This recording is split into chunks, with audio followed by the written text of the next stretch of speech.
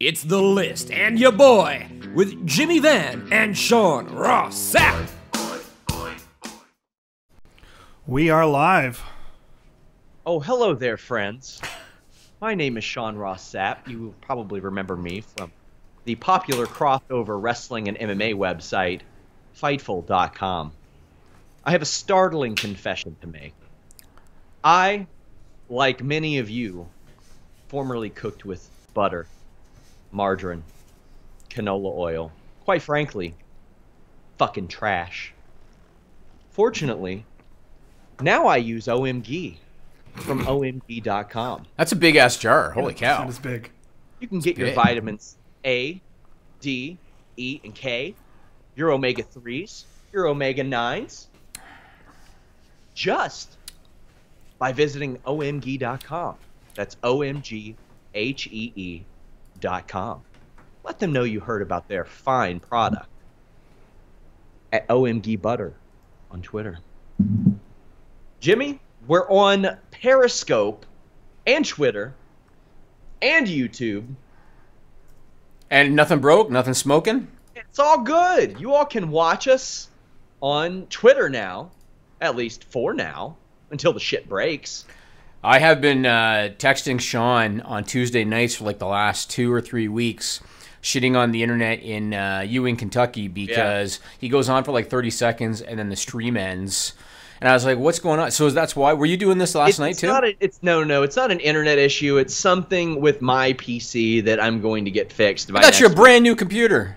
Last year, yes. And yes, it should still be operating fine. When I restart, it does. So how much porn are you watching on that computer? Quite a bit, man. I am anchored to this desk, so quite a bit. Because otherwise, why would it be gone after a year already?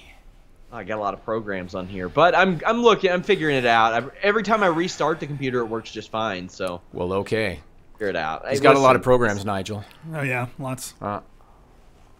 Whatever. What is it to you that 90% of my hard drive consists of porn and software to Wirecast and Audacity and all that? What's it to you? So long as the people in the porn are 18 or over, you do what you want, man.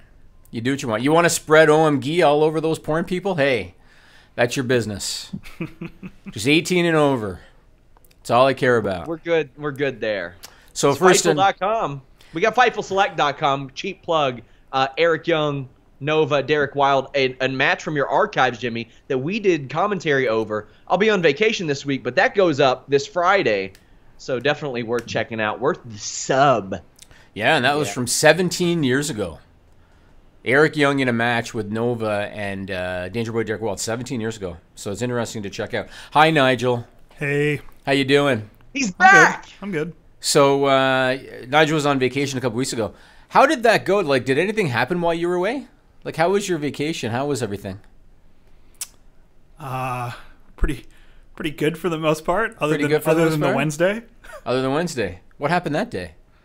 Well, I was trying to watch to see how the show went at the same time that my girlfriend had sliced open her finger, and we were going to the emergency room. Right. And also preparing for possibly a power outage. Yeah.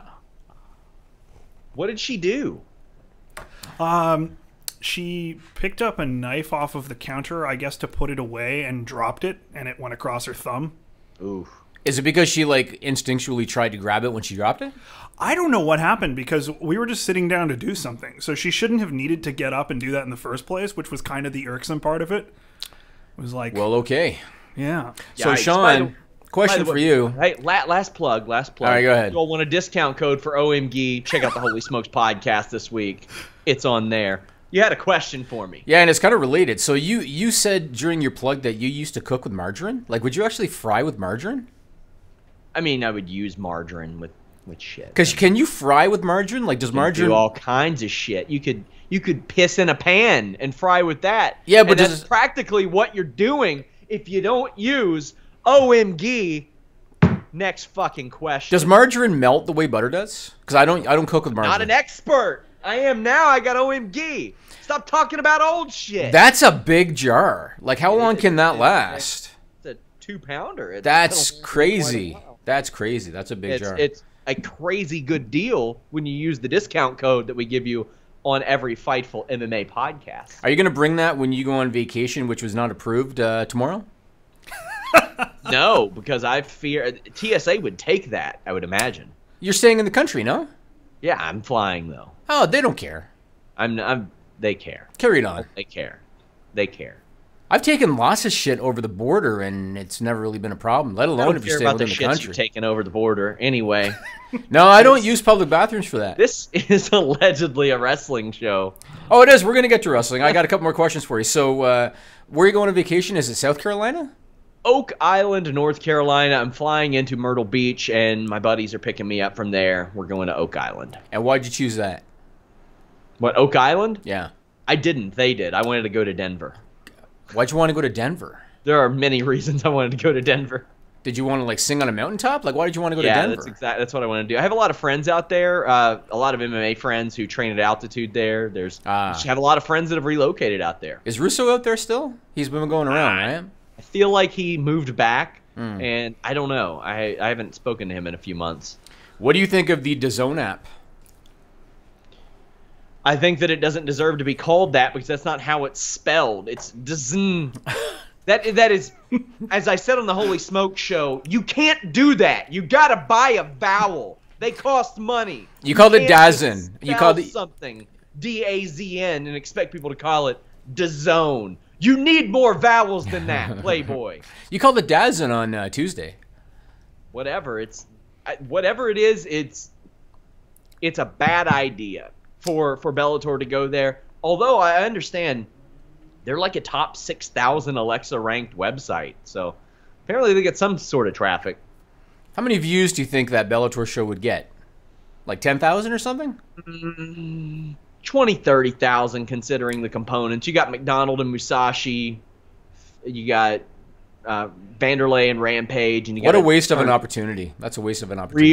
It's a waste of a pay-per-view in my estimation. Yeah, it is. I think that pay-per-view does about 75,000. Yeah. Probably. So you know something, Sean? We're doing this on June 27. And I last checked about an hour ago. It's 3 p.m. Eastern right now. I last checked about an hour ago. And WWE stock was at $72.05 for a market cap of $5.56 billion, which is insane. And it's all because yesterday... James Ellsworth got rehired. That's exactly why. And people are stoked about Ellsworth Asuka next week on SmackDown. That's the reason. But aside from that, yesterday, June 26th, they officially announced their new US TV deals. 5 years for Raw on USA Network, 5 years for SmackDown on Fox, moving to Friday nights officially, starting October 4, 2019 on Fox. They actually said in a press release that SmackDown is a flagship show, which I thought was interesting. And they also confirmed it's going to stay 2 hours, and they confirmed it's going to be live, even though we already knew that. So what'd you think of that whole thing? Nothing really new came out of that. It's pretty much all, Well, when I hear stuff like that, I selfishly think of how it will affect me and the site, and I'm like, okay, so instead of that slam-packed, usually Saturday, Sunday, Monday, Tuesday, it's going to be more of a Friday, Saturday, Sunday, Monday slam-packed thing, and it's like that's unusual. Like, would that affect this show? Would it affect other shows? How will that handle things? Friday night is an abyss for wrestling TV, but if Fox wants to do it and they're paying the money, then you do it. And a lot of people said, oh, will it be live? How will they do it? What about the Hall of Fame? Who gives a shit about the Hall of Fame? With the money they're getting? That's up there with mixed match madness for. Who gives a shit? They need to do that in a different setting and venue anyway. Make that Thursday. I'm more curious as to what this does for companies like, for WrestleMania weekend, companies like Ring of Honor, who would traditionally run Friday, because now you're going to have a show that if you're WWE, you really want to load up that go home SmackDown when events are going to piggyback off of you. There are a lot of falling pieces here, but Friday nights, there we go. So they did a media call this morning, June 27, and as part of that, they provided a PDF presentation. I grabbed one page out of that, which Nigel's going to put up for our video viewers, because I thought this was kind of interesting. So this is a closer look at what they call their key content agreements for their top 7 countries or regions. And those countries or regions are the US, Canada, the UK, India, South Africa, Latin America, and the Middle East. And as you can see, if you're a video viewer by this chart here, WWE expects that total revenue from all rights fees deals in these 7 regions is going to increase from $213 million in 2017 to $542 million in 2020. $542 million in 2021. That's insane. Now, they did note that they have deals that they need to re-sign in some of those regions, and thanks to Chris Harrington that provided some of this information. So the UK and India deals are up December of next year. The Latin America deal is up October of next year. The Middle East deal is up at the end of 2019, but they fully expect that they're going to sign all new deals with all those areas. So shouldn't be a problem. It's pretty insane. They can keep signing James Ellsworth's new contracts with that kind of money, Sean. They can sign anybody they want at this point. Yeah. And, you know, I always heard, you know who the real doofuses are when you see them say, well, NXT doesn't make money. It's a money loser. It's a money loser. That's an investment so they can produce the amount of talent that they have to continue to make deals like this on the main roster. And, then they can go start a UK tournament. Then they can go start a women's tournament. Then they can start a tag team anything they damn well want. They're going to have NXT South America. They're going to have it. They'll have NXT Middle East probably. I mean, they're going to do it. They just need to have enough talent in those regions. But they're going to. They have unlimited funds now. Essentially, they're gonna have it well into the future. This is a really good deal. I've mentioned in the past. I am pretty damn glad I essentially hitched my wagon to wrestling, and that's where the majority of my following is at. Because wrestling, in that sense, is pretty healthy. MMA is in a real down period right now. Mm-hmm. And it's funny because Fox just kind of... Well, they did what UFC thought was a lowball deal, which essentially was what they offered WWE for a weekly show, 2 hours on Friday. And UFC went and got their own pretty good deal on ESPN. They're going to get a lot more coverage. I think everything that happened works out better for all involved. I think UFC will be healthier on ESPN. I think WWE will be much healthier for SmackDown, at least being on Fox. It's a trade-off, essentially. Well, you're on Fox, but you're giving up Tuesday for Friday and switching your schedule around. I'm optimistic about this move, and I think it's a good one. Don't you think, not that I want to talk MMA, but don't you think that the UFC deal could hinder them because a lot of their fights are going to be on a paywall, essentially? Yes. They're going to be less eyeballs watching those fights? Yeah, and the thing is that's the price they're paying. Essentially, they are serving as a loss leader for ESPN Plus. Yes. And hey, what's old Dazn doing with Bellator right now? Same shit, right? We should keep calling it that. We're going to keep calling it Dazn. Yeah, we are. Yeah, Bellator. It seems like they looked at the ESPN situation and said, they're going to make more money for ESPN Plus cards than they do for pay-per-view right now. So maybe we can be a loss leader too, and as it turns out, they can. Yeah, I think Bellator, it's a mistake because I don't think they're getting that much from Dazn. But whatever, we'll see. So let's move on. So you know how Ring of Honor has a partnership with New Japan? Have for a while, right? Yeah. What do you think of this one? So WWE, the Wrestling Observer, reported that WWE has entered into a partnership with Pro Wrestling NOAH. And on September 1st, at a NOAH show at Sumo Hall in Tokyo, Hideo Itami is going to be billed as Kenta, which was his pre-WWE name, and he's going to face Naomichi Marufuji on a NOAH show. What do you think? I mean, Marufuji's a veteran. I remember him from Ring of Honor. He worked Dan O'Brien a few times. This could be interesting. Obviously, they're probably going to send Asuka. Maybe they'll send Shinsuke for an event. Maybe they'll bring some of the NOAH guys. They might bring some of the NOAH guys over. What do you think of that? It's good. It's good for guys like that. I mean, right now their champion is Segura, who's like 48, and can't imagine WWE has a ton of interest in him, but there are people that they will have interest in. I think it's good if you're not capitalizing off of these guys to the extent that you can. make use of them, and that's what WWE is doing. They're making use. They're going to make use of this partnership when Noah no longer has the NJPW connection. So, do you think that WWE is doing this because they want to bring exposure to their guys because it's part of their plan to take over the Japanese market and to create NXT Japan? Do you think that's kind of where they're looking?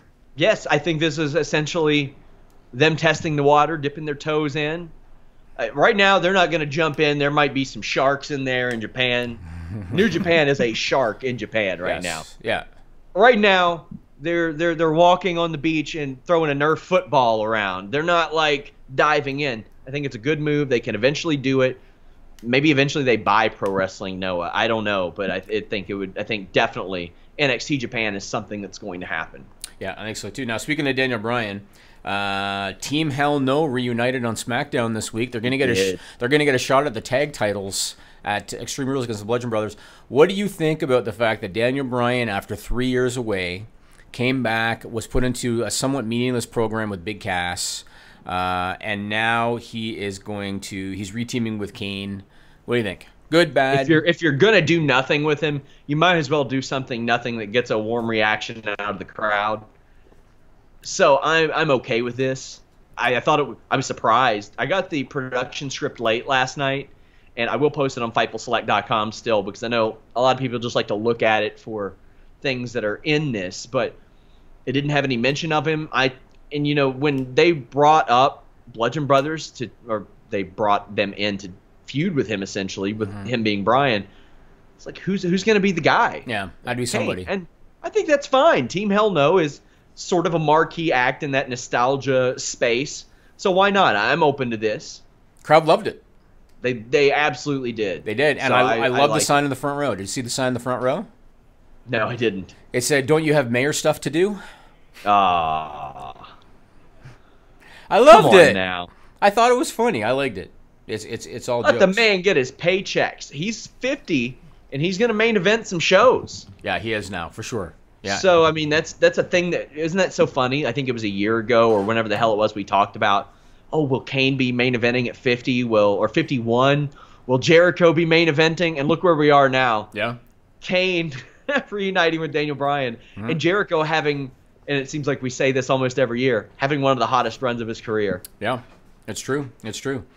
Now, speaking of hottest runs, although this is not exactly a wrestling run, and I feel like a broken record because I feel like we put this guy over a lot, but I got to talk about Kevin Owens. And even non-wrestling fan Sean, if you see that clip from Tuesday night in Montreal, you're going to love Kevin Owens, even if you're not a wrestling fan. So a while back, for anybody that's not familiar, Kevin Owens had been off Twitter for a while. He got re-verified with the fancy blue check mark that Sean has. He got re-verified, and his profile, where normally people will just write words, like where you're from and all that, he wrote a paragraph for that profile, and the paragraph basically said, "I got re-verified because I want Shania Twain to perform a song called 'When' for me when she does Montreal, because I'll be there." And that was his Twitter. It got picked up and went viral. There was even one of the Canadian news publications picked it up and ran with it as a story. So on Tuesday night, Kevin Owens, true to his word, was at the Shania Twain concert at the Bell Center. Something tells me that somebody hooked him up because he had pretty damn good tickets. And I'm sure somebody wised Shania Twain up, even though she didn't recognize him at first, because she left the stage and beelined right over to him. He was holding a cute little sign that he claims he made that had an eye and a heart. It basically said, "I love you, Shania." And then she grabbed him, went on stage with him, and here's a clip. So this ran on Fightful's YouTube channel. If you want to see the entire thing, go to Fightful's YouTube channel. You can see the whole thing. I just pulled 2 minutes of this real quick, and Nigel, go ahead and put that up. This is really awesome. The problem is that when I watch you in the ring, you are not like the typical, nice Canadian. Canadians are known for being so nice. Canadians are nice. But this guy, in the ring, he's a badass. He's got some pretty bad behavior going on. So listen, I can't really condone a request like that from such a bad guy like you. You're not a bad guy, but you're a bad guy in the ring. Let's call it a difference of opinion.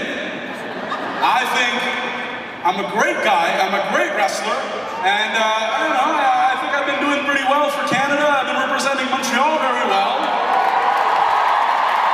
I think you think you should consider singing When for me. Okay, so listen, I'll make you a deal. Let me think here, I don't know how we can do this, because When is not in the show, but tell me, who's your biggest rival? Well, Shania, right now I'm actually having a lot of trouble with a fellow by the name of Braun Strowman. And yeah, I guess that would be him. Braun Strowman. Okay, so listen, I'll make a deal with you. The next time, well, no, if you can beat Braun Strowman, the challenge, then the next time I'm in town, I will sing When.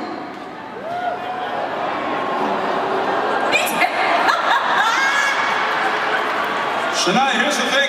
Yeah, I'll take it. Yeah. Oh, it's bedazzled. Here's the thing, Shania. Have you seen Braun Strowman? The guy is 7 feet tall, like 500 pounds, maybe more. Now you're asking me to beat him? Come on. Shania, seriously, I've been doing pretty well. I represent Canada as good as I can. I've won so many championships. That's got to be worth something, right? And you know what? I have more Twitter followers than you do. Come on. It's true, but you know what? Yeah, you know what? I was going to say that don't impress me much, but I do want to say that does impress me. You are awesome. You really are awesome, right? Kevin Owens. And we're back. I had it was so hard for me to choose a couple-minute clip out of that, Sean, because that whole thing was awesome.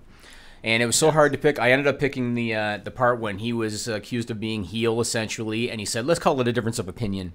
That's where I started. That's where I started the clip. He was so good doing that, and he was so quick and thinking on his feet and stuff. How many wrestlers in WWE today? You could probably count them on two hands, Sean. Maybe one hand would be able to do what he did on the fly in that appearance. He was awesome. How can you not love Kevin Owens?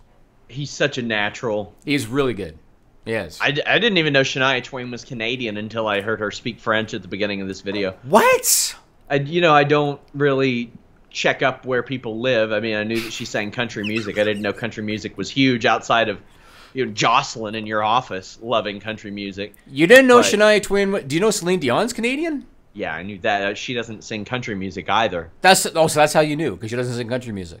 Well, I mean, no, it's the fact that she speaks French all the goddamn time. I mean, that weird wizard language? Yeah, the wizard language. Yeah. She is also a wizard, confirmed. I actually didn't know. To be honest, if you were to tell me Celine Dion revealed as wizard, I would be like, well, yeah, that makes sense. It makes sense, Of course she's a wizard. I actually didn't know Shania Twain spoke French. I was impressed that she spoke any French, because she's not from Quebec. Yeah, she's from Ontario, yeah. That's right. Yeah.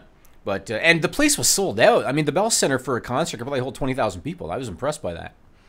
Yeah, I thought, I mean, that's been the thing. Like, these acts that haven't necessarily had a lot of play in quite a while do well on the road. Do you think WWE will grab a clip of that and put it on Raw next week? Because they should. I'm pretty sure they had somebody filming. Oh, they did? No, I'm assuming. I'm not reporting. I'm assuming. You bring up Braun Strowman, you bring up this, you bring up that. Yes, I agree. Because she made a point of asking who he's feuding with. And that's interesting. And TMZ picked up the story, too, and ran with it. So if I'm WWE, if they don't air a clip of that on Raw next week, they're foolish and missing out on an opportunity. Yeah, I agree. Yeah. I think they should really capitalize on it. I agree. So, I've heard of some rare injuries, Sean, in years past. You hear about guys like, they slipped on ice on the street and they broke their leg, or maybe they dropped a knife and then somehow they slipped and cut their thumb. You hear about rare injuries like that. I cannot recall ever hearing in all my years of following wrestling a guy getting bitten by a police dog at a live event. That's a first that I've ever heard of that. And I questioned if this is legitimate, but apparently it is, right? This actually happened. Legitimate. So Shinsuke Nakamura on Monday night at the SmackDown show in Bakersfield, California, was bitten on the leg by a police dog at the arena. I want to know what Shinsuke was doing to get himself in a situation where he got bit by the police dog. One of those. Maybe, but he got bit. Your dog is broken. One of those. But here's what's interesting. So he missed the SmackDown taping on Tuesday because of the injury. We don't know how severe it is, but whatever. This Friday, he is scheduled to headline a live event in Tokyo. Have you heard anything? Is he going to be able to make that shot? Because obviously he's the headliner for that show. Yeah, I've reached out to WWE. Haven't heard anything back yet. First time I've had to reach out about a dog bite. Yes. That's such a weird thing. As somebody says, that's some Bakersfield shit. But, yeah, man. That's weird. I've never heard of that. That's so weird. And they knew about it much earlier than they announced because he was already factored out of the script for SmackDown Live Tuesday evening. So they knew that he wasn't going to be able to make that. Just weren't really going to say much about it, I guess. But I hope. I mean, obviously, it'd be a big hit if he can't make that show. I noticed that you posted on maybe Twitter about a lot of the top talent that wasn't used on SmackDown this week. Yeah. AJ Styles, the Iconics, Samoa Joe, Charlotte, and Randy Orton had time off anyway. But Carmella, Asuka, lots of people because they were doing a lot of media and stuff. But right. I know that several of those people were back the day before. So right. Now, man, it was a nothing happening show until the last 5 minutes. There have been, I don't know if it's conspiracy theory is the right term, but there have been theories that because WWE now has all this guaranteed money locked in for 5 years, that they care less about making stars and care more about just producing content. Do you think that plays into the decision? Let's not have the champion on the show. Let's not have Samoa Joe on the show. Let's not have Shinsuke Nakamura on the show. Do you think that's part of the thinking? I don't think you have to have everybody on every show. I think it's a good thing, but unfortunately, generally when that happens, it's because they don't have anything for that person. Ronda Rousey isn't on the show, not because they have some master creative plan. It's because they think they can't hold the interest with her for this month period. It's one of those, the authors of paint art on the show because they're not in the title picture and we don't want to put them in something not creatively satisfying. Well, who's that on? That's on creative. Mm-hmm. Now, I'm okay with a few of these people not being on the show, but man, those are a lot of your heavy hitters. Oh, yeah, That's a ton of them. It is. And as a result, you got a nothing happening show. You had a U.S. title match, ended in a fuck finish, main event, fuck finish. Is that an industry term? Is that an industry term? It is now. It's a Fightful term. Fuck finish? Fuck finish. You had Becky Lynch beating Sonya Deville, whatever. Neither of them are in a program. Okay. A lot of nothing happening on this show, and that's really unfortunate. It wasn't bad to any egregious level or anything. It was just you could have missed it if all you need to watch is the YouTube clip of the main event. That's it. Yeah, it's normally what I do on Tuesdays normally. Oh, like I was saying off the air, wouldn't you know that this week I was able to catch the last hour live, tuned into the SmackDown post show podcast, and it goes off the air in 33 seconds. Yeah, it seems to be the trend, right? It feels like it. Whenever I have the chance to watch live, it fucks up. It seems like it. I don't know how that is. Let me ask you this, Ronda Rousey. I understand what you're saying about the month off, creative, and all that. I get all that. Did her Hall of Fame thing have anything to do with it because it falls the first week of July, no? She's wrestling 2 days later. After the Hall of Fame thing. Yeah, she's wrestling at MSG 2 days later. So the night of that UFC show, she's scheduled to be at MSG. By the way, she wasn't on Raw this weekend. She was wrestling a couple days before. Also, another Raw she's scheduled for within that 30 days. So I had all these people saying, movie obligations, Hall of Fame, they're building tension. Shut up. Yeah, you bullshit. Did you see the Twizzler commercial?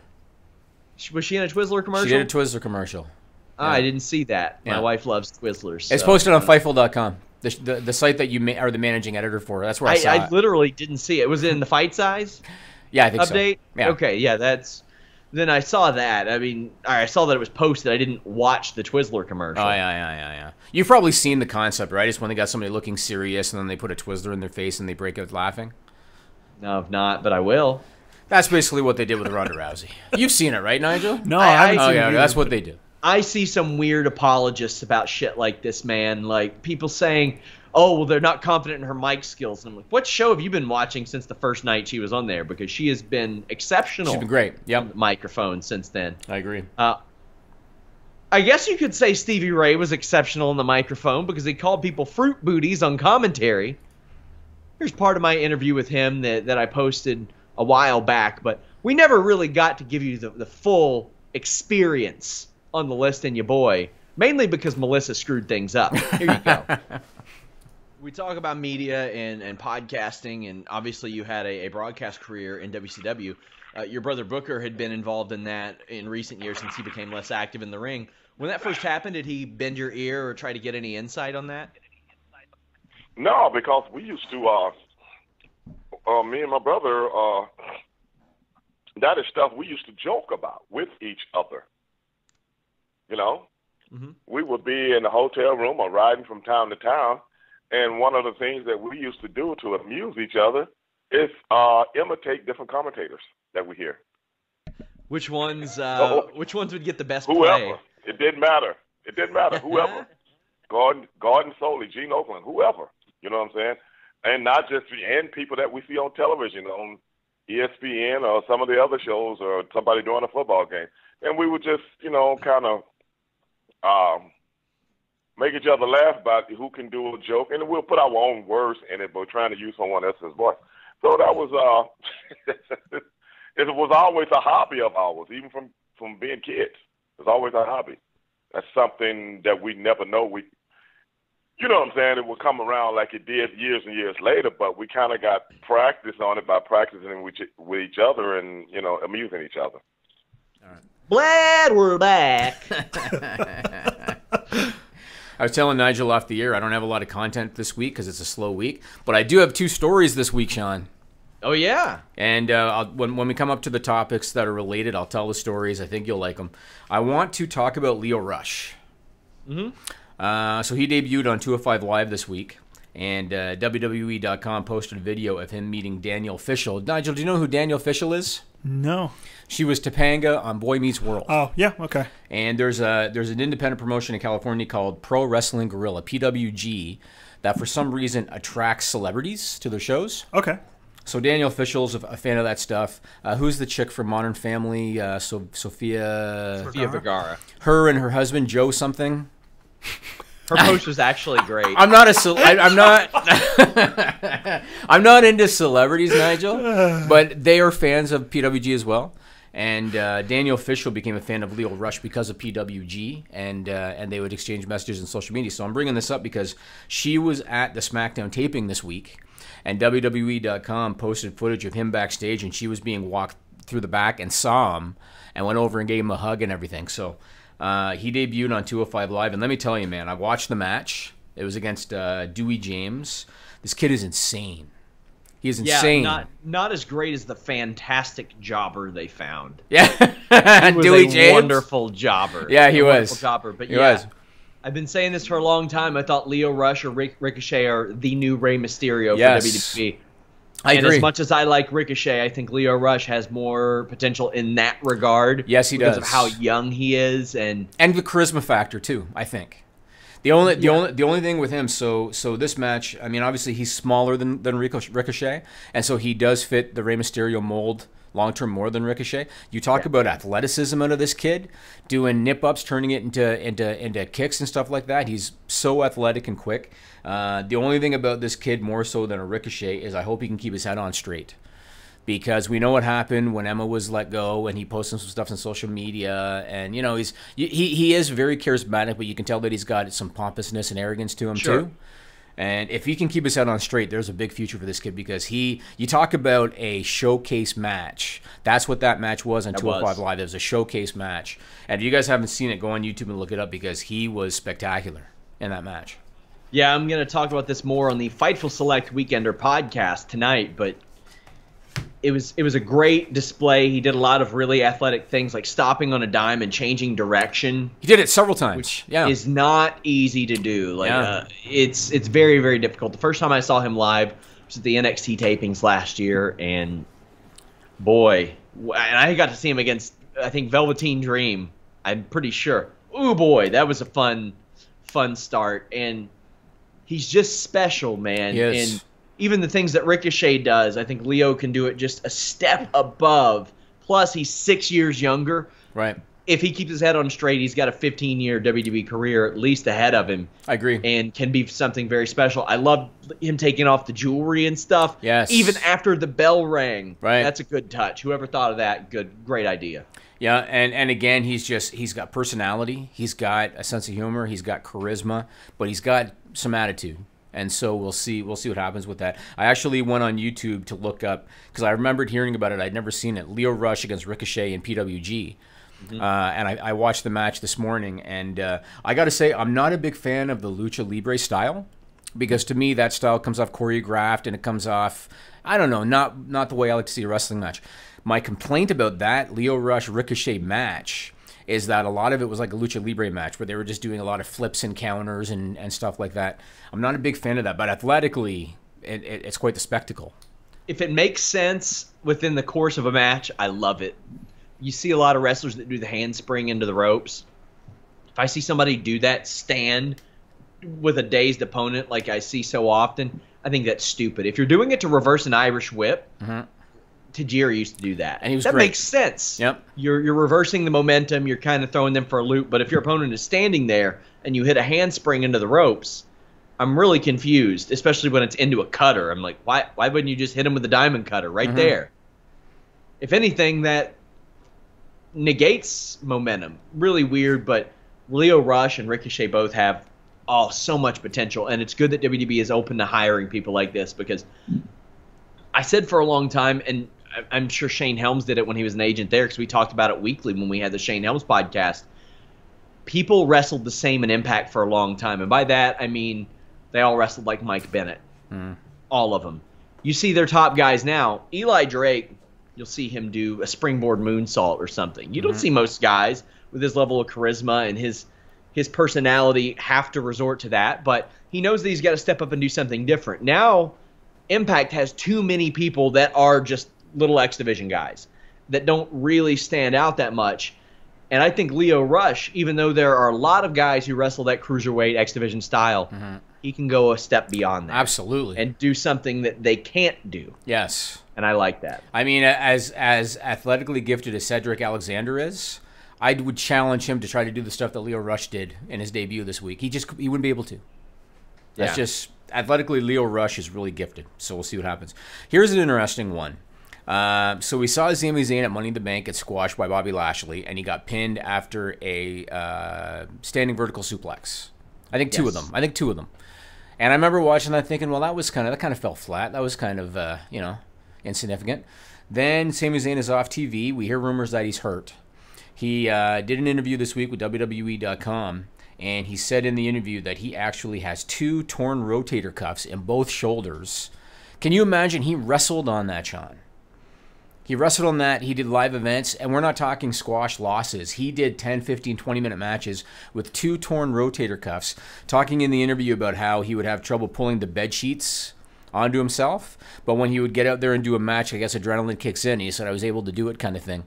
Unbelievable that this guy had 2 torn rotator cuffs. So he went to Birmingham, Alabama to Dr. James Andrews' clinic. He had surgery already on the right shoulder. He's got to wait 6 to 7 weeks for that to heal. Then they're going to do surgery on the left shoulder.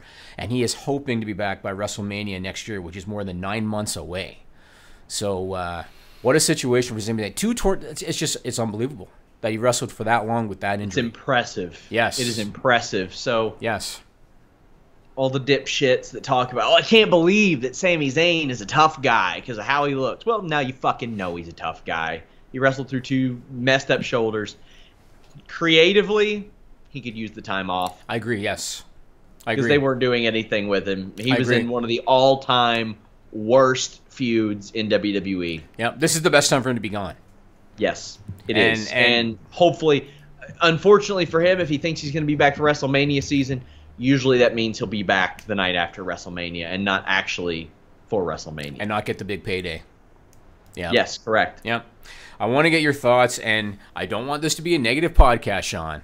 All right? Don't want this to be a negative podcast. Nigel, we're analytical, Sean and I, right? We pick things apart and we analyze them, but I don't want this to be negative. But I do want your thoughts, Sean, on 2 storyline continuity and believability issues that came up this week in WWE, and I'll give you my opinion. You give me your opinion. First one is about Nia Jax. All right?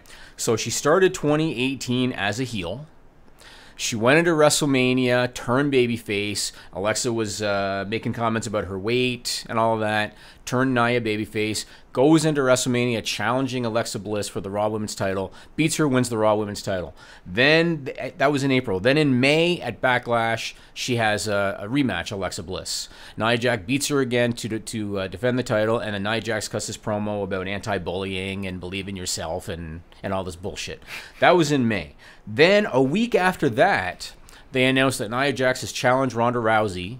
And then they tell the story about, because she knows this is the time to beat her. Ronda's going to get good, and this is the time to beat her kind of thing. And for no reason other than who her challenger was, Nia Jax started acting like a heel again. And she started mocking the armbar, and she started, trying to intimidate Ronda. And she was acting like the bad guy, beating up on Natalya, and then kind of feigning concern and all that kind of stuff. Then they do the match at Money in the Bank. Alexa cashes in. And now on Raw this week, Natalya's going out there to face Alexa. Alexa's got Mickie James. Uh-oh, Natalya's by herself. No, she's not. Here comes a smiling, happy Nia Jax, high-fiving Natalya, going out with her together. We spent the week together in Lake Tahoe. So Nia Jax essentially has warped back 3 months. She's actually gone into a time warp, and she's gone back 3 months. What do you think? Trash. Yeah. It's really not good at all. When you creatively value the brand more than building individual stars to prop up the brand, creatively it suffers. Yes. Now, I'm here before people go, well, they just signed $1 billion deals. What are you talking about? They're not. Where's the glasses? Where's the glasses, man? They're not here. They're in Deep worn them for months. I need to keep them here. I will take them on vacation with me because I'm blind, but you can't tell me they're doing their best creatively. I mentioned this earlier. Authors of Pain were off the show for months. It took them 2 months to debut Sanity. Andrade Cien Almas has had 2 matches against local jobbers in 2 months, and they haven't even delivered on an advertised match with Sin Cara, whether he's hurt or not. They need to put him on TV. It is an absolute lack of creative ability, whether sloppy. it be from Vince McMahon or the team itself. It's real bad. It's really bad. And here's the problem. They always talk about the casual fans. Like, you have your smart fans and you have your casual fans, and the Raw audience, when it's really up in viewers, is because of the casual audience, and that's what they always claim. The casual audience isn't this dumb, Sean. The casual audience is going to see Nia Jax coming down the ramp smiling to be with Natalya, thinking, wait a second. Like 2 weeks ago, she beat her up, and her training partner. Right. Her training partner, too, is embroiled, because that's the new, Natty's a heart. Did you know? She's a heart. Right. Her new one is, hey, did you know that she trains with Ronda Rousey? Right, right. Training partners. Yeah. Okay. Yeah, it's really bad. The other one I want to talk about is Brock Lesnar. And we have talked about how the wrestling fans today, most of them are smart. They know what's going on. They're on the internet. They know what's going on behind the scenes. They're not dumb. Going into WrestleMania, one of the reasons that the Roman-Brock story didn't work, and one of the reasons that the crowd didn't go with Roman, aside from the fact that they already are rejecting him and all that, is because they didn't believe the story. When Roman was saying, I haven't gotten any opportunities, he gets all the opportunities, he's a part-time guy, he doesn't care about you guys, he only cares about the money. The people knew this. They knew Brock is all about the money, and Brock has X number of appearances on his contract, and he has the whole time that he's been with WWE this run, and the fans understand that the whole time. And I think they still respect Brock's ability and, the things that he can do that not everybody can do, but they understood it. So now here they are going into Extreme Rules. They claim we're going to do a multi-man match to determine a number one contender, and that number one contender is going to challenge Brock at a date to be determined for the Universal title, and they decide that Roman and Bobby Lashley are going to be 2 guys in. This week, Heyman writes this big thing on Facebook about bullshit, and then they say, Kurt Angle posts a tweet, and he says that Brock won't honor his commitment, and so they're canceling the multi-man match. As a wrestling fan, I watched that thinking, well, number one, no matter when Brock defends, you need a number one contender, right? Yeah. Whether he defends at SummerSlam or not, and if he doesn't defend, he'll get stripped of the title, and they'll figure something out. But you need a number one contender. You do, right? And so, to me as a viewer, it's hard for me to grasp that story. And so, what I'm wondering is if the company's vision was we want to do Roman and Bobby, and we don't know any other way to get there. And so, let's have them be the first 2 guys in this match, and the match falls apart, and then they're the only 2 guys announced. And it seems like that's the only way they could think of to get there. let's talk about the benefit, at least. Backs up your boy's consistent claim that Lesnar's deal ain't that long. His deal, one more match whenever it may be, whether it be whenever the hell it is, until they are able to come to some sort of extension. There are just logic holes everywhere, man. Why couldn't Braun Strowman come out next Monday and say, get your ass here now, I'm cashing in Money in the Bank? Doesn't that override whatever the hell Brock Lesnar has? If he doesn't show up, wouldn't Braun essentially win by forfeit? I mean, not the title though, I don't think. I mean, if he doesn't show up, I mean, Count Shawn out. Michaels had to forfeit the title to Dean Douglas one time because he couldn't compete. So, I mean, there is a precedent for that in some regard. It's bad. Yeah, it's bad. It's stupid, man. And I think that the fact that so many people are going to know about the contract status kind of takes away. When people really know that something they don't want is going to happen, they revolt against it. They didn't want Roman Reigns and Jinder Mahal. Right. They didn't want that. Right. If it's predictable and it's good and it's something that the crowd wants, then they'll react positively to it. By the way, independent superstar MJF is in our Periscope chat and said that my man bun is too loose. Piss off, mate. Piss off. You'll be able to catch him at All In a couple of months. For what it's worth, I've been telling Sean to ditch the man bun because, I don't know, just ditch the man bun.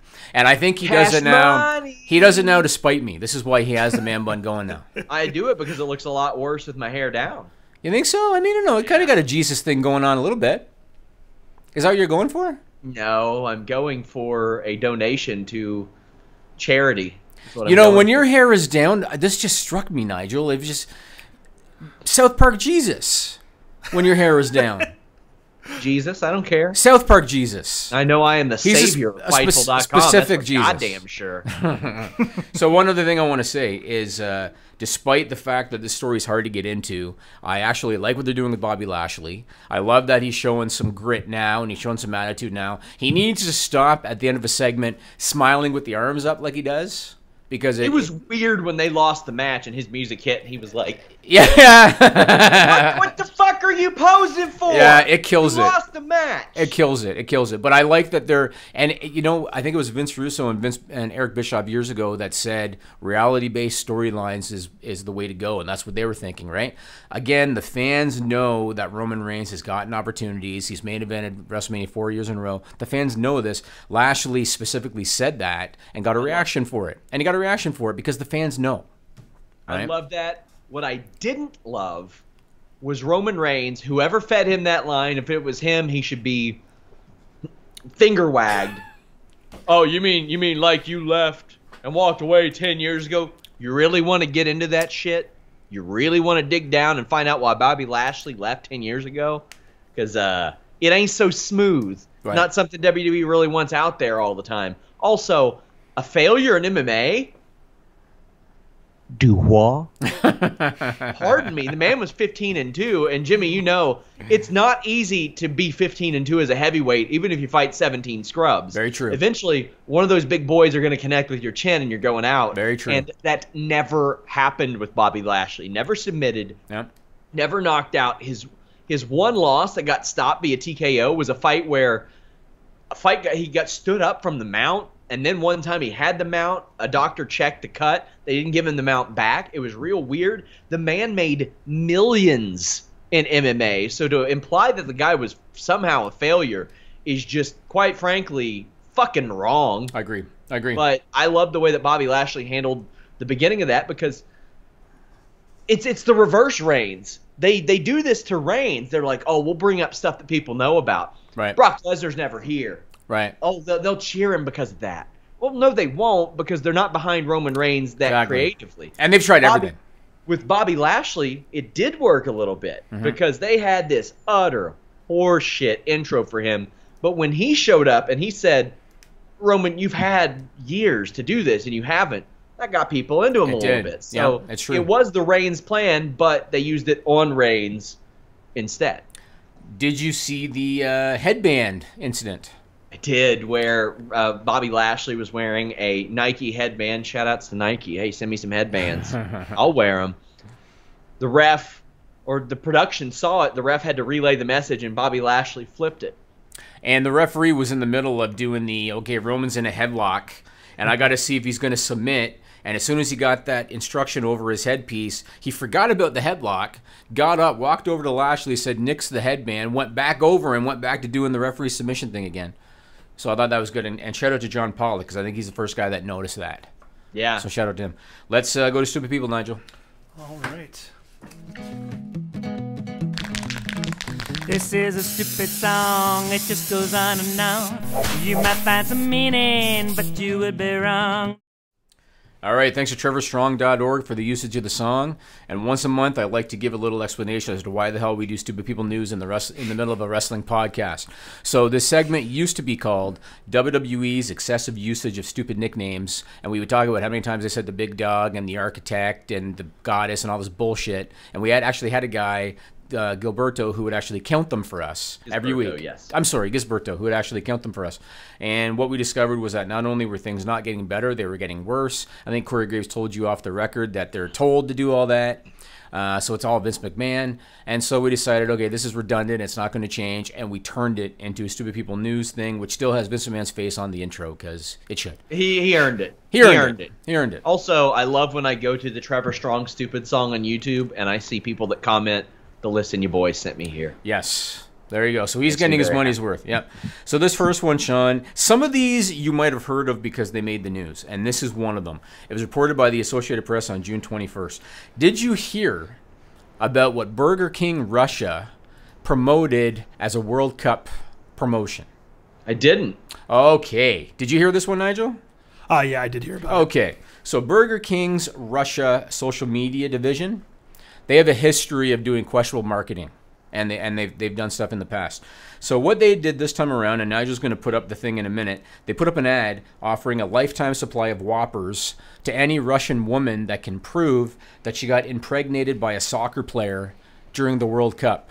And the reason that Burger King Russia wanted to do this is that they wanted to ensure that this type of act, or what is it here? They wanted to ensure the success of the Russian team for generations to come. Put up that ad, Nigel, if you haven't already. Yep. Burger King got it removed. Burger King's head office got it removed, and they released a statement to the Associated Press. They said, "We are sorry about the clearly offensive promotion that the team in Russia launched online. It does not reflect our brand or our values, and we're taking steps to ensure that this type of activity does not happen again." Yeah.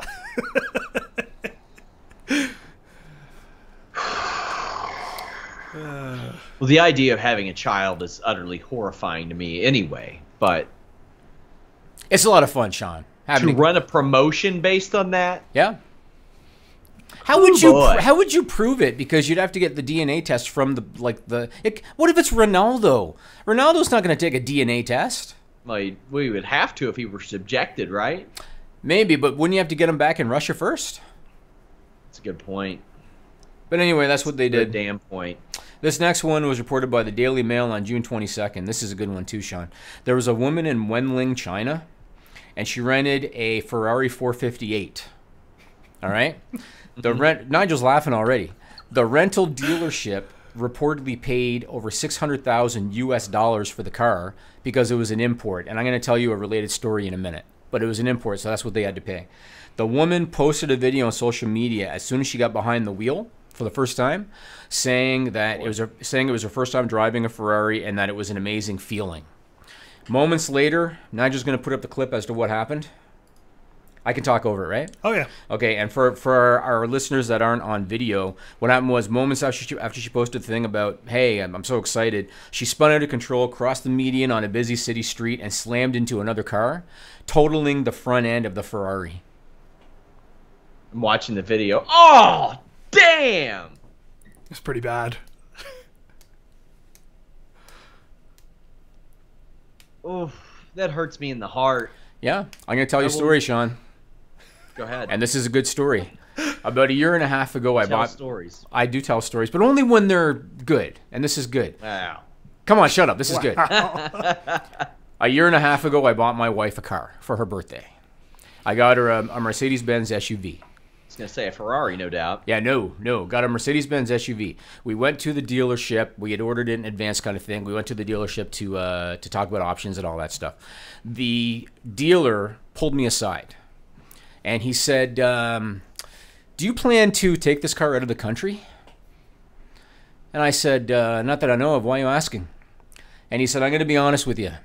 You showed up here in a Chevy Malibu, which was my wife's old car, and it was a piece of shit. And you showed up with a little girl, because my daughter was with us. Thank you. I drive a Chevy Malibu. Well, boy, didn't that work out, Nigel? Hers was a piece of shit. Maybe yours is souped up. You all are witnesses. He is Walmart, and my living conditions are unbearable. Unbearable. Okay, you have a roof over your head and running water. You're doing all right. You got electricity? Could fall in. This house is 150 years old. That was your choice. That wasn't mine. It was not my choice. Oh. Anyway, to finish my story, he told me that I fit the profile of a man that would buy a car like that, Mercedes-Benz SUV, and ship it off to China and sell it for double the price. And he said that was a problem. And I actually had to sign a waiver. And the waiver said, you will not sell this car to a Chinese importer. And actually, I had to sign that. That's wild. Yep. And then you probably did it anyway. Thought about it when I heard about the value, Sean. But I didn't, but I thought about it. So when I heard that this Ferrari cost the dealership $600,000 US because it was an import, makes perfect sense to me, right? I'm excited for the next podcast where you tell me how shitty Jeep Liberties are as well, because... Okay. For the record, I haven't seen your car. My wife's car was a piece of shit. I haven't seen yours. Yours might be in better shape. All right? I see the hashtag buy SRS a car going. Oh, yeah, I'm sure you didn't put it up. I didn't. One of our writers did. Sean, let me tell you, man. Whenever I would drive that thing on the highway and try to pass another car, I would hear the Malibu cry a little bit, all right? Yeah. Because it didn't have the power to overtake another car on the highway. That car was a piece of shit. Yours could be all right. Say, as a wise man once said, you owe me a 10-second car. Okay. Insane. This last one is for the SRS file. And this was reported by CBS 4 Denver on June 20th. We have a video that we're going to play, but there's audio to the video. So let me set it up first, Nigel, and then I'll throw it over to you. Sounds good. So there's a girl that calls herself Lin Lu on Facebook. And she posted a video that has gone viral. And it's showing her secret to better skin and better health. All right? I think that's a good place for me to throw it to the clip. Put the clip up, Nigel. Sure. Many of you have asked me how I always look so good, how my makeup always looks so perfect, or how I always have this natural glow. Here's my secret.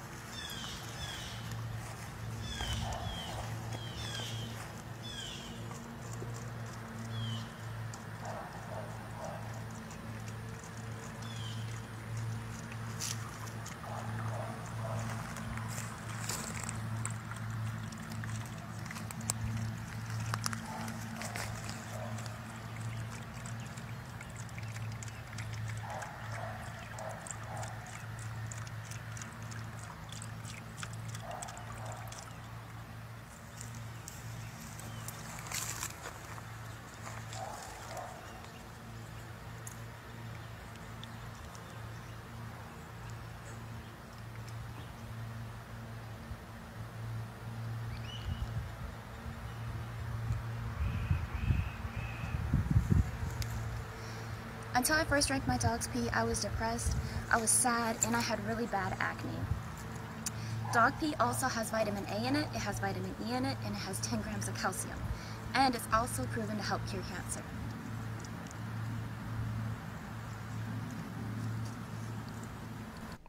Holy fuck!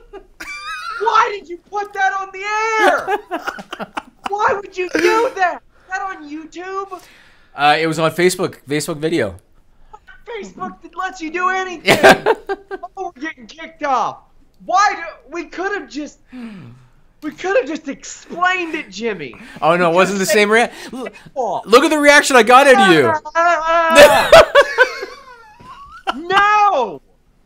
Look at the reaction I just got. I was saying to Nigel while that was playing, because for you guys listening to this, when the video plays, I can't see the video. I can only see Sean. And Sean's reaction, I said to Nigel, please tell me we're recording Sean. Please tell me we're recording Sean. Goddamn thing we started streaming on Periscope, because we're getting kicked the fuck off of YouTube right No, we now. won't. No, we won't. So to our audio-only listeners that didn't get to see that, that was this girl that goes by the name of Lynn Liu. She was out with her dog.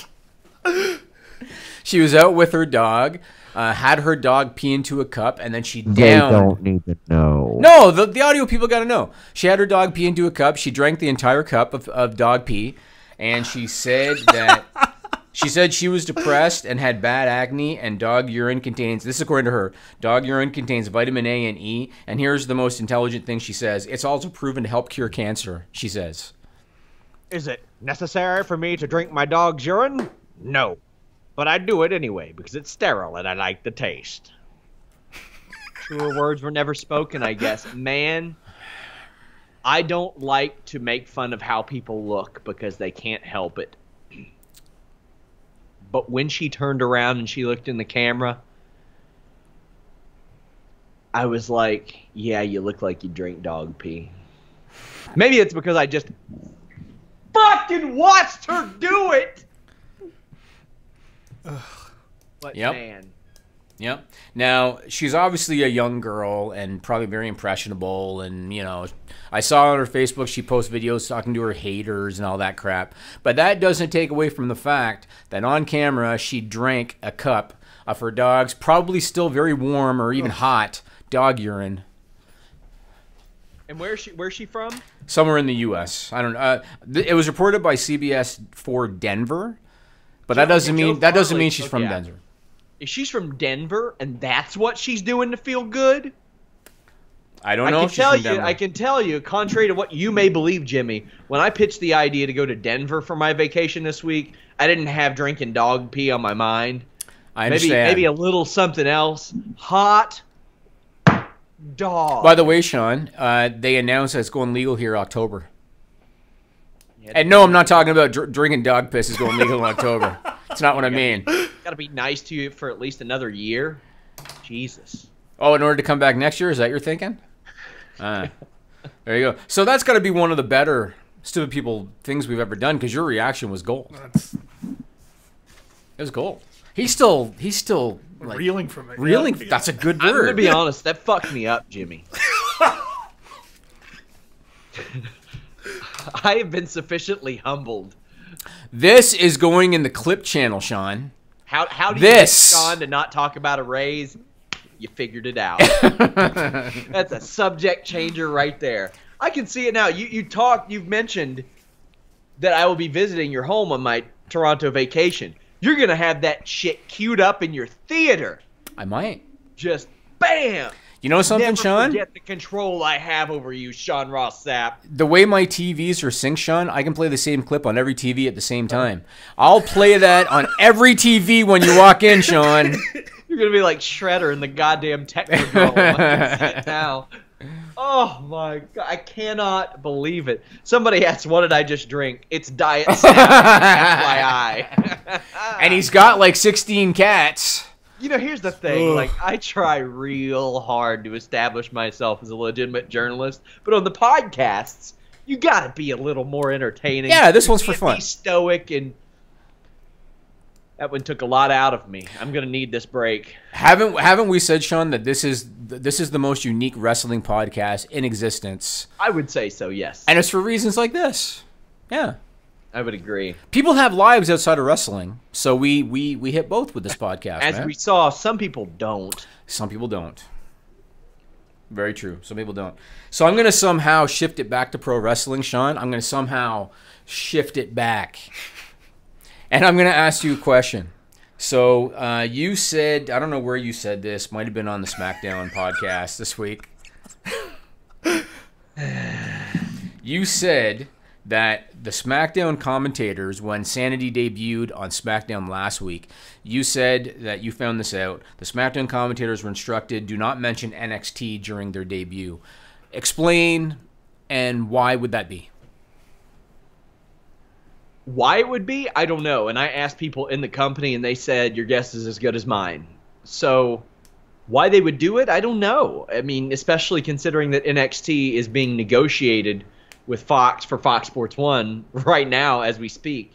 So it doesn't make any sense to me. Mm-hmm. I think you would want to highlight this other show where they came from. Absolutely. Absolutely. I mean, that's how I find all kinds of stuff. I use that as a marketing tool all the damn time when I call fights for Premier MMA Championship or Absolute Action MMA. I'm like, hey, these UFC fighters came from here. Right. Now, I think it was Jeff on the post-SmackDown show that said that he understood it. And I think he said the reason they talk about NXT was saying Asuka because Asuka was so dominant. Yeah. But otherwise, why highlight it? And I don't agree with that just because, like you said, this is where they came from.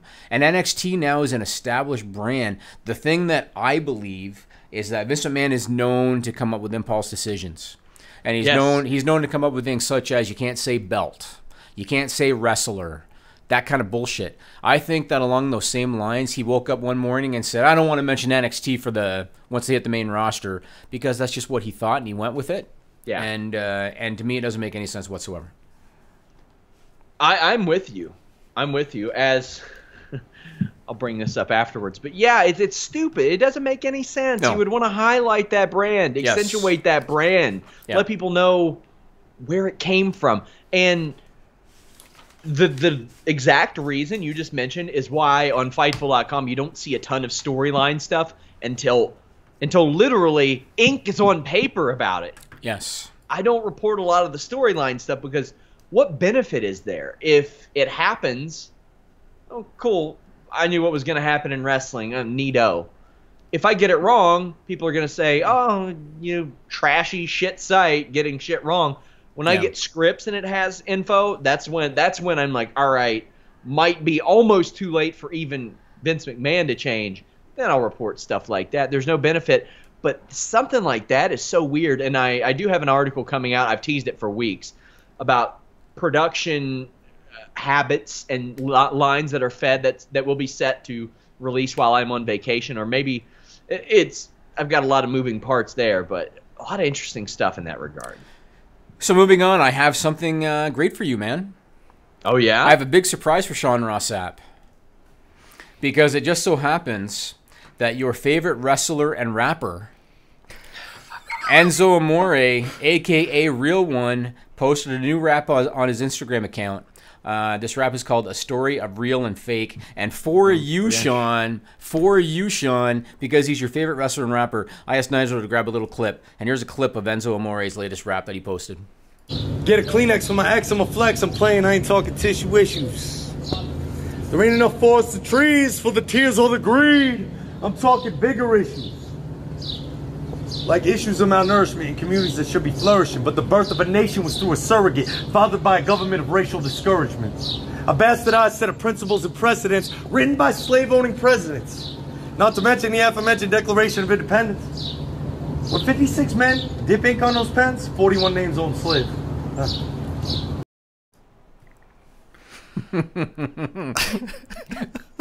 Now, I got to say, while that clip played, Nigel was laughing. So, Nigel, I want your thoughts. I mean, at the beginning, like, we didn't play that part, but at the beginning, there was like this whole ramble where he was like, I don't know if people are going to be able to keep up with this. And then he goes on to like say the most generic things about slavery and injustice in the U.S. It was like, Melissa says, put the dog pee girl back. I hate this. That's way better take. Yeah. So, in related Enzo Amore news... What, you just try... You know I'm going on vacation tomorrow. You're just like, let me fuck with him as much as I possibly can. I'm having fun this week, man. I'm having fun. Maggle. We want to entertain, but we also want to keep it wrestling related to the best we can. Putting right? Enzo's rap video up there is a good way to not entertain. Well, but your reaction's entertaining. That's true. Fair. So Enzo was on the Stone Cold podcast, and I know that Stone Cold got some heat because, well, it wasn't him that put it up there, but somebody on Stone Cold's podcast page wrote about the major buzz that Enzo's song got, which is bullshit. But anyway, he was on the Stone Cold podcast, and I was talking to you this morning, and you said that he confirmed your report. I mean, the thing was, WWE were under the impression that he knew about the accusations ahead of time Vince McMahon, according to Enzo, mind you, said, "You got to tell me about stuff like this." And he's like, "Well, I just got a random email from somebody claiming to be an investigator a month ago around Christmas." Well, that's when you tell them. That's when you look into it. You contact whatever police department is involved, not just your attorney. You have your attorney get all that shit squared away. You handle it. So there you go. I mean, he went out and said, "I didn't know anything about this ahead of time." Then on an interview with Steve Austin, said that he did. However, I've argued with one of our writers about this who said that he's acting guilty. I don't think he's acting guilty. I think he's acting like any self-unaware jackass would act in this situation. He feels like the situation has been rectified, and if he didn't do it, and I've offered my personal feelings on that because I have interacted with the accuser, and she was very excited to get coverage. You know what? He's capitalizing off of it, and I think him saying that, I think he says a lot of the right things, but then there are other situations where he says a lot of the wrong things and says a lot of dumb shit, and really, I don't know. He's his own worst enemy sometimes. Right. That's really the thing I can say, and that guy is so goddamn talented at things that are not rap music, but he is so goddamn talented. And you know what? Cass is too, to a degree. As we said last week, 2 peas in a pod, those guys. And there is still money to be made with those two eventually, somehow, somewhere. But man, it seems like they fit together really well. And it's those types of friendships, Jimmy, you see why they pair together so well, but then you also see why they can't stand each other. So, right. What a mess. Yep. Go into your thing, and then I'll get to my story after that. Stevie Ray, here he is, Fruit Booties. You and your brother are obviously a part of the legendary tag team Harlem Heat, but you all came from Houston. When you all were pitched Harlem Heat, was any part of you like, why not Houston? No. Actually, we pitched it. Oh, really? Yes. So how'd that go down? And how was it? Actually, we pitched it. Well. They wanted to. I remember somebody wanted to call us Chicago Heat, and I think it might have been Dusty Rhodes, and a few other names came up, but we was like, no, we like Harlem Heat. Was that maybe to play off of the Road Warriors being billed from Chicago? I have no unearthly idea, and really, those kind of things I never gave credence to, but. Me and my brother's pretty stern about trying to have as much control of our careers as possible. And that was one of the things we all, I can't remember how.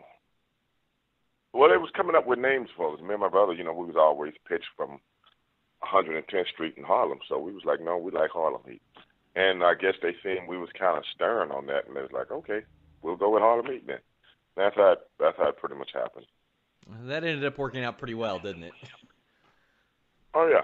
I mean, if we discuss something amongst each other and we come to a conclusion on it, it's pretty much that's what's in our quote right now. What's your relationship like with WWE? You haven't wrestled there, but you did appear in a video game a couple of years back. How does that work for you? Did they ever contact you to hit you up for a project or anything?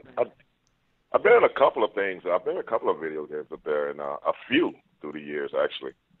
And they even doing new merchandise, things of that nature. But what your question was, have they contacted me to do what again? They've contacted you to do some projects and stuff, but what's your relationship like with them, and how does that process work when they do want to do something I'm under a Legends contract, and, when you're under a Legends contract, you're pretty much obligated to whatever they come up with and ask you, things like that, appearance here and there every blue moon. And that's basically about it, but my relationship, pretty cool, I guess. That full interview over at youtube.com/Fightful. Just type in Stevie Ray. Also, we have several stories from it up on Fightful.com. Hit that keyword, Stevie Ray. I got to break some news to you, Sean. Okay. We've heard that interview before on the List on Your Boy. We've heard an excerpt from that interview because WrestleMania week I had like 6, 7 different clips on there. We heard the exact one you just played. Maybe. Because Nigel and I looked at each other and I said, I've heard this before. And then Nigel said, yeah, the next part of it is this. And then boom, it played as soon as he said there it. you go. And now you'll never hear it on here again. Okay. It is officially uncanned. It is out of the can. I think it was already out of the can, but we just part of it was. we put it out of Part the can of it again. was. So I'm going to tell you a story. It's a good story, and then I'm going to tell you a piece of wrestling news related to it, Sean, because it's good. So I know you know this as a guy in wrestling. Some of our listeners might not know this. Oftentimes, wrestlers are booked for non-traditional events, right? Which means oftentimes wrestlers are booked for things outside of the usual, hey, we're doing this live show on this day, and here's your opponent, and it's going to be in a little arena in front of 500 people, whatever the case may be. Sure. An example that I personally have was I know of a businessman in the Toronto area, and he's wealthy and all that, and every year he flies in wrestlers just to go party with at the clubs. Yeah. And when I first met this guy, he said to me, I don't know if you're busy in 2 weeks, but I'm bringing in Ric Flair, Brutus Beefcake, and Terry from Three's Company, and and Larry from Three's Company. And we're gonna hit the clubs. And I party. It was around Christmas time, and I couldn't make it in. Whatever. A week before, because he told me what he paid these guys, and it was significant, right? A week before, he played me a voicemail from Ric Flair, and the voicemail from Ric Flair said, with all the Ric Flair-isms and the woos and everything, it basically said something's come up, and I'm not going to be able to make it, and I'll get back to you, and we'll figure something out, blah, blah, blah, blah, blah. And the businessman looked at me, and he said, I'm going to go to the airport the day that his flight is scheduled, and I bet you $1,000 cash he's going to be standing on the curb waiting for me because he needs the money. And sure enough, Ric Flair was there at the airport, and he went out with the guy, and I heard all the stories about Flair putting on the robe in the club, and apparently they lost Beefcake after the first club, didn't know where he ended up, and Terry from Three's Company said, if you don't give me Coke right now, I'm going home. Allegedly, this is what I was told. The reason I'm bringing this up is because I just heard of an event that takes place in Toronto every year called Slammin' for Shabbos. And Nigel's already laughing. Nigel's already laughing. And apparently this past Monday, June 26th, was the 3rd anniversary of this thing called Slammin' for Shabbos. It's a fundraiser. Proceeds go to a charity called Tom Che Shabbos, which is a charity that provides food to Jewish families in need in Toronto. They do the show in a backyard of a house. They did like a $55,000 live gate. Yes. And now... US. Yeah, you can't really call it a gate. It's not really a gate. But unless there's an actual gate on the yard. Yeah, well... But if you saw the footage of it, and Nigel's going to put up the wrestling photo, sure. This was not a, say, backyard of a mansion that spans an acre. This is a regular Toronto backyard where they put a ring in there. They have a couple rows of seats. You can tell that it's all friends and family that do this thing. And again, it's for charity, and so they ask for donations. And I think they even have a minimum donation of like $150 or something. And the photo that Nigel's putting up is from, I think, last year when they brought in Nikolai Volkov. The guys that produce this thing, they're known as the Megan Boys. I don't know if you've heard of them, Sean. I have. Don't they do the Iron Sheik stuff? Yes. So they promote the Iron Sheik. I know them from Toronto here. They promote the Iron Sheik. They're twin brothers. They mostly do weddings and bar mitzvahs and stuff like that. This year, for this Slammin' for Shabbos, in the backyard of somebody's house, they brought in Colt Cabana and David Starr, and they had them wrestle for the first ever Jew North American Heavyweight Championship, and now I just got a photo of the belt. Obviously, they were inspired by the WWE title, and they just kind of changed around some of the little jewels in order to make a different logo on the front. But they call that the Jew North American Heavyweight Championship, and Colt Cabana won that title. Fantastic. So I wanted to bring that up because obviously, again, that was not a regular wrestling show. It was done for people's friends and family in a backyard. But they flew Cabana in. They paid Cabana's guarantee. And so there he was doing that. I think we lost you, bud. Yeah. Oh, and we just lost Sean. Ah! Oh, no, he's here. Oh, there he is. Okay. There he is. Mike went out there briefly. This gives me hope. This gives me a desire to compete on the front sidewalk of the 2323 for the Fightful Championship. Is that right? It can't happen. It can't happen. One day. But this is, hey, I mean, cool. A good booking for David Starr and Colt Cabana and the Megan Boys. Apparently they know how to get shit going. Yeah, and I had never heard of this before. I mean, I know of the Megans, and you know, they're big wrestling fans, and they're not formally trained wrestlers, but they'll always put themselves in matches, and all they do is really sloppy finishing moves the entire match, and that's what they do. And yeah, but this is what happens. So that was interesting. And a side note about David Starr.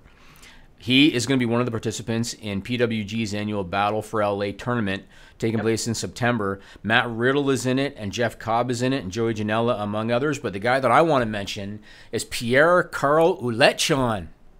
Yeah, he's the darling of the independent circuit right now after WrestleMania weekend. That's what PWG does. They see who emerges WrestleMania weekend, and they usually book them. And he had a great match with Walter that weekend and is going to continue there. He's also in the Scenic City Invitational very soon, and in August as well. So he's getting those bookings in. He's wrestled as much this year as he has any year in, I think, in quite a while. It's amazing. So longtime fans will remember him as Jean-Pierre Lafitte in the mid-'90s, the Pirate. Then he was one half of the Quebecers with Jacques Rougeau, and they won the WWF Tag Team titles. Yeah. Now he goes by the name PCO, which is short for Pierre-Carl Ouellet, and he's going to be 51 in December, Sean.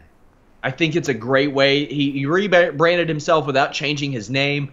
He changed his wrestling style, which, to be honest, he was always known as a good worker. Right. But he's 50 years old, and he's getting bookings right now, which shows you if you adapt to the times, you can thrive. I don't know about thrive financially, but at least take a step up, because he's sure as shit getting more bookings now than he would have had he not had that outstanding performance. So That's good for him, man. Yep, very interesting. Yep. So tell me, I got one last thing on my list this week. Tell me about your chat with Kenny Omega. Oh, by the way, I want to give a shout out to the interview I did earlier this year with Raven before PCO's reemergence. He tagged with PCO, and in the middle of the match, he kind of read the crowd, and he's like, "Let's do your Quebecers finish." Oh yeah. And did it off the top because he was Johnny Polo. Yep. With the Quebecers, and they did the bombs away. Yeah. Okay. So yeah, I was able to talk to Kenny Omega. I talked to him about his move from junior heavyweight up to heavyweight, and I asked him, are there things that you're not able to do physically that you were able to do then? Because, I mean, he's gained 20, 30 pounds since then of muscle. Like, he looks great. But if you remember back then when he turned on AJ Styles, there was this promo where he said, I'm tired of starving myself to make junior heavyweight. And it's funny because you look at the transformation he's made physically, and it supports that promo. Mm-hmm. And he said no, because honestly, I was working with a pretty bad neck injury that could have got a lot worse, and fortunately, it didn't.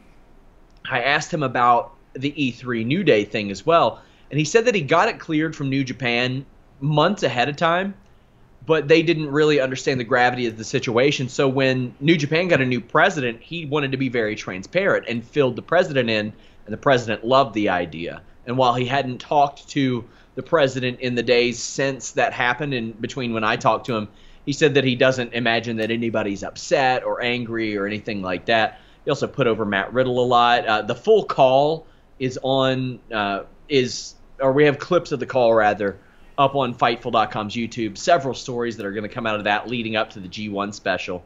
Fightful will have a presence at the G1 special as well. We're doing a content share thing with our buddies over at Pro Wrestling Unlimited, and they're going to go there on behalf of us and themselves. So looking forward to that too, man. And also we're going to have a presence at the Daytona show that Kenny Omega is doing too, because John Morehouse is going to be there. So we're all over the place. What kind of a schedule does he keep? Like, so obviously he does the New Japan dates, Ring of Honor dates.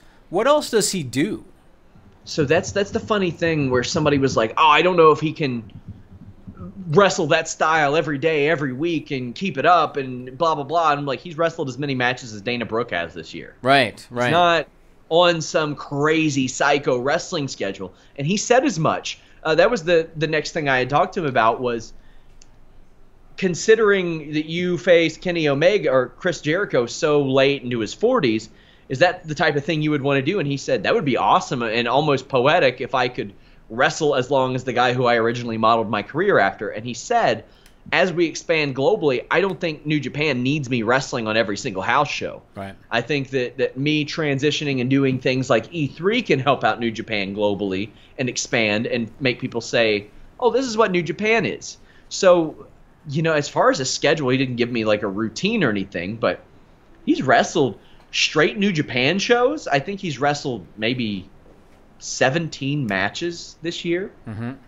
And now that's before G1. That shit is about to get ramped up big time for G1. But I think considering his style, it is good that he doesn't have to wrestle all the time. And that format really, really works for New Japan. I actually have a question. I meant to ask this on the air weeks ago, and I forgot, and it just popped in my head. And maybe people in the live chat can give me their opinion. So when I moved into my new house and was unpacking stuff that had been in boxes for a long time, I found a whole bunch of WWF pay-per-view DVDs. A lot of them still in the packaging that were given to me because I used to, when I ran my old website, jimmyvan.com back in the day, the Canadian distributor of the WWF DVDs used to send me them every month in order to cover them. When I shut the site down, I continued getting sent these DVDs for like 2 years after I shut the site down. Which often have bonus footage that WWE Network does not have. So would it be worthwhile to people for me to give those away as contest prizes? Yes, I think it would be, and that's what we'll do. Hot dog. I got a whole box of them, man. So we'll start giving them away. I've got a ton of stuff that I've accumulated too that I've been sent from like people. Basically, that's what they're trying to do. They're trying to get promotion. And like, what am I going to do with some of this stuff? So we're going to start giving some stuff away. We're going to do it various methods: Facebook, Twitter, Instagram, on the shows, on Select. We'll really vary it up. So it would serve you fellas very well to go like all those. Go ahead and do it. It's the right thing. So that's it for me. We got about 4 minutes left. Do you want to play that video again of the of the girl? Don't. Please don't. No, I'm kidding, Nigel. I'm kidding, Nigel. Nigel's getting ready to cue it up over there, Sean, but I'm kidding. Please don't. I'm kidding. Oh, man. So we've got a lot of stuff going up this weekend, even though I am on vacation. I've got a new pilot series, essentially, of articles that I'm running, enhancement stories, where I talk to people who became regulars in WWE, WCW, ECW, Impact, about their experiences as enhancement talent. Like, before I talked to Gangrel, I had no idea that he wrestled Big Boss Man in 1988. And then I didn't even realize he was essentially a regular jobber for the WWE in the mid-90s as Vampire Warrior. He wrestled dozens of matches there. So if that catches fire, we'll do that. We have a Wikipedia fact check. We have a thing from Scarlett Harris comparing the stars of Glow to the stars of WWE, which works even well. I'll do some editing to that to reflect what happened this week. But we have a ton of stuff. You know that Friday's payday. Are you going to get the invoices up before you go on vacation? No, I will. That's the work I will be doing on vacation. Oh, because otherwise I was going to say, wait till you get back and then I'll take care of it. Yeah, I think we're all set there. Friday morning I will be doing invoices. So Fightful staffers who want paid before Monday, send it to my Gmail. And Monday's a Canadian holiday too, meaning that you'd have to wait till Tuesday. Yeah. Canada Day is July 1st, but because it falls on a Sunday, we have the Monday off this year. Wow, that's some bank stuff. Banks in America are like, oh, it's National Hot Dog Day. We better close. It's so weird, man. I'm like, why are you closed for Flag Day? I feel like that there's a lot of Canadian holidays. I don't know if you agree with me, Nigel. I feel like there's at least one a month.